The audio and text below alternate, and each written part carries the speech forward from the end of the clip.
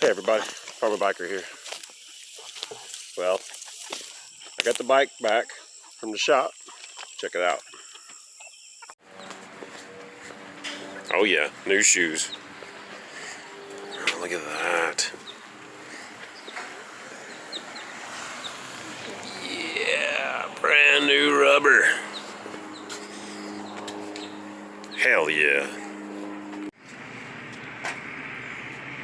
Reno's Motorcycle Shop in Okeechobee. If you ever need any bike work done, that's where I get my work done. Give him a shout. He does really good work. Man, it was good to go for a cruise. But another problem. I took the bike to work and rode great. Hopped on after work, turned the key, and there was nothing. So I pulled the seat, checked the fuses, and I had an ignition fuse blown. I ran to the auto parts store, bought a new box of fuses, changed the fuse out, made it about 50 feet out of their parking lot, and it died. Just quit. So I pulled the seat off, fuse blew again, changed it out again, and turned the key, and it popped it right away. So told me there was a wire bad somewhere, so I was messing around with it. Anyhow, I couldn't get it fixed on the side of the road. Mama had to come bring the trailer, towed the bike home. You want to talk about aggravating. And started digging around into it and messing around. And I got to messing with the wires in between, or handlebar wires. Started messing with the handlebar wires, and it started. So that told me that there was probably something up in the handlebars, as they had mini apes on it. So let me show you what I found. So here she is, all torn apart. Well, this is my throttle side, and this wire right there, look at that. That was grounding out on the handlebars, which is causing the ignition to pop. Oops. And so, of course, took the whole thing apart. And it's as you can see, it's a mess. But I figured, since I was going to take the handlebars off, I decided to order something. Let me show you what I got. So I got these. Oh yeah, 16-inch ape hangers. They look pretty good when they're on it.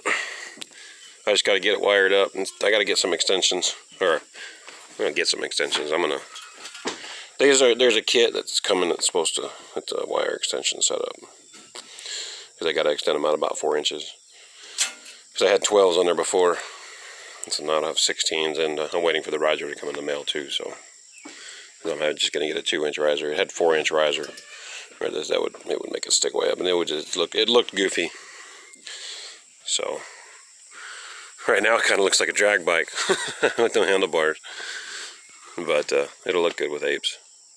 This is the size of handlebars that I had on it when I first bought it, and they ended up breaking in half, so I replaced them with those smaller ones. But I'm going back to the way it was when I got her. What's going on with the bike? I basically went on one ride, and it tore it apart again. But you know, rubbed wire and grounding, I'm just glad I found it, because if it was somewhere in the frame, man, I would have had to take the whole thing apart, take the tank off, all that mess, and that's just us. I mean, I've done it before, but it's a headache trying to find bad wire. And I was to pull the handlebars apart, and there it was right there.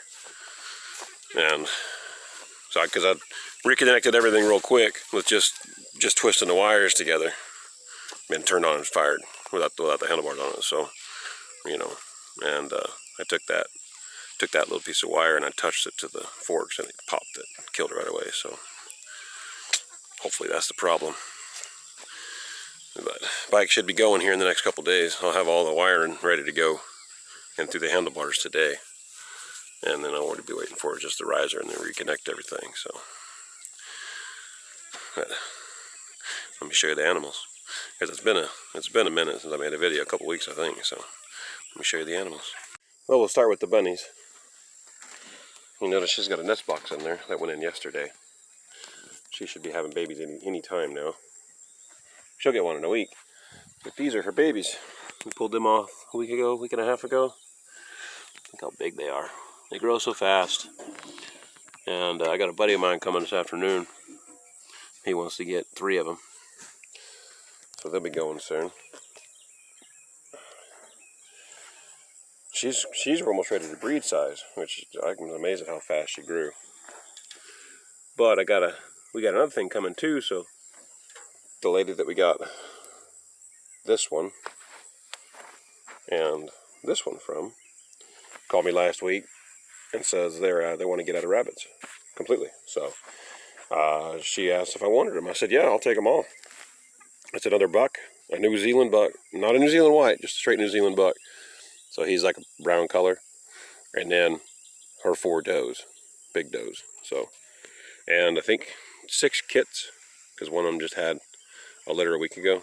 So it's 6 babies, whole lot for like $100, $150 or something like that. It's a good deal. Which will be pretty much, that'll complete out our rabbit breeding setup, because we only want to have like, I think 6 breeding does, or 5 or 6 breeding does. So I'm supposed to go pick those up here in like 3 weeks, as soon as the kits are old enough to travel, because you can't mess with baby rabbits and the mothers when they're still young, because if you stress them out or do anything, then the mother will just kill the babies. And so we can't move them until they're at least 3 weeks old, and we can pull them off the mama. So it'll be a couple weeks before we can get them over here, and then which gives me time, because I got to build cages. Went and bought some wire yesterday. I got to build cages for them all, so I have a place to put them. So let me show you Pork Chop, man. He's grown quite a bit. Look at this guy. I don't know, he's growing fast, really fast.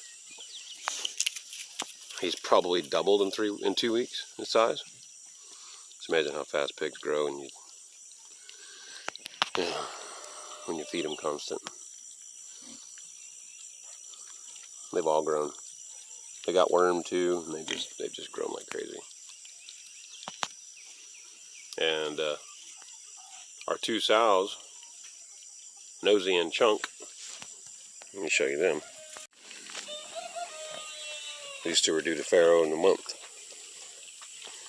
And they're looking at too, their teats have swelled, and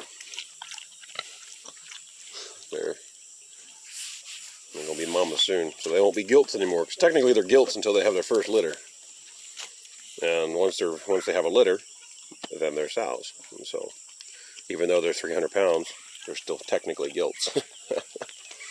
But they'll be sows here in a month, just like her. And hopefully we get pretty good size litters out of them, and hopefully they're good mothers too. That's the biggest key with having pigs, is you never know if they're gonna be good mothers or not. Sometimes they'll have them and they'll step on half of them and won't care, and sometimes they'll have a litter and they become extremely protective, just like her. She's very protective. If the babies make a slightest bit of noise, she freaks out, and she'll put the hurt on somebody really quick. And so we're hoping that I hope that they're good mothers, because if they're not good mothers, then there's no point in keeping them for breeding, which only leaves one option. You can probably imagine what that is. Since we raised these girls from babies and named them, and had every intention of them being breeding sows for 3 or 4 or 5 years, I sure hope they're good mothers, because they're pretty good. They're pretty good little pigs. Well, onto the corn. It kind of decided it was done, and it just stopped growing. And so we stopped watering it. And it's drying out, which is what we wanted to do anyway. Squash is still growing good, I guess. Kinda. But the corn. This is good. It's really pathetic. And it's good that we see this, because it tells us just what the quality of the soil is. And judging by this corn, which should be this tall, it should be over my head, and that's at my chest. The soil quality is very poor, and so I don't even know if we're going to plant a garden next year. We may just continue to collect manure and just keep digging it in for 2 years straight. I called a couple of dairies, and they wanted no part of giving up any of their manure. They spread it on their fields, I guess. Oh, look at that. We got a little squash. Yep. But I guess I'll just keep having to hunt around. Hopefully we'll find something. But it looks like something got in, started smashing stuff around. Well, it was a honeybee. But it's good to know. We'll still get some corn off of it, even though it was, it's a really, really pathetic crop. Probably the worst I think I ever had. But that really tells me what we need to do to the soil here. Because I won't use some chemical fertilizers, and so definitely going to have to find nutrients for it. We got a little pile right there. That's from the neighbor. They pick up all their horse manure, and they were putting it off. They were just dumping it, and I said, "Hey, I'll take every bit of it. Because we're just spread it on our garden. We'll take every bit of it." And she said, "Okay." So she did bring it on in their loader, our little skid steer, making a compost pile out of it, which is good because it'll give us some nutrients to put on it. The cows are all doing good, and they have eaten their pasture down, which is exactly what I wanted. It's right to the point to where I wanted it to be. And we got a guy coming today, actually, this morning, supposed to bring some hay for me, 4 round bales. Because I was planning on having that built by now, but I've been working like 60 plus hours a week, and I just haven't had time to do anything around here. One reason why I haven't put a video out in a couple weeks, because I've just been working so much. And this was supposed to be done, but it's not, obviously. We don't have it built yet. So we'll bring him, we'll feed him hay while we get this side finished over here. So this is half the size of what it is over there, so it'll take them a lot faster to eat this down. And we're not getting any rain right now. We're supposed to be getting rain. It's supposed to be raining. And so because there's no rain, nothing's really been growing. And I mean, there's some flowers and stuff popping up. Actually, they do really well when it's drier out. But the grasses down here in southern Florida respond to rain. And not really so much moisture in the soil, but they respond to just rainfall. And because it hasn't been raining, the grass hasn't been growing. Because if it was raining all the time, there's no way those 4 little cows would be able to keep up with the grass growth rate. Because it grows when it rains down here, and I mean it's like into the rainy season. The grass grows like 2 inches or 3 inches of and it's almost like a half an inch a day, or maybe even more. It'll grow 3 inches in a week, and so they wouldn't be able to eat that much. But like the forecast, they're supposed to be dry and in the 90s and hot for another 10 days. So the rainy season hasn't started yet. It's coming up here quick, like in the next 3 or 4 weeks. Rainy season is supposed to start, but it just hasn't quite started yet. And when it does start, it'll rain every day, mostly every day.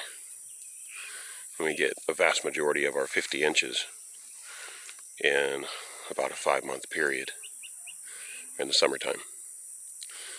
And then it's the hot, muggy south that everybody seems to complain about, which I love. I love the heat and the humidity. But I'm from South Texas, so it's what I grew up in. So that's the farm.